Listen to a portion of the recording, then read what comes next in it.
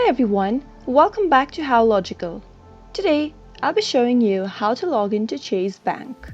Chase Bank, or often known as Chase, is a national bank headquartered in Manhattan, New York City. It constitutes the consumer and commercial banking subsidiary of the United States multinational banking and financial service holding company, Chase. To log into Chase, simply go to your web browser and type in chase.com. As soon as you reach to the official website of Chase, which looks like this, click on the sign in button at the upper right side of the screen. This is where you will sign into your account using the credentials, of course.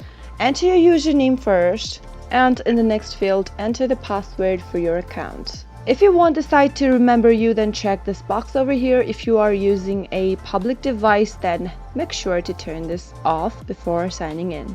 To use your token number, press the box over here and an expanded menu will open where you can enter the number. If not, simply log in with your username and password. Click on the sign in button and you'll be logged into Chase bank account. In case you forgot the username and password, you can still be able to reset your password by clicking on Forgot Username or Password. Go through the verification process and follow the instructions to do so. That is how you can log into Chase bank account. I hope the tutorial was helpful to you.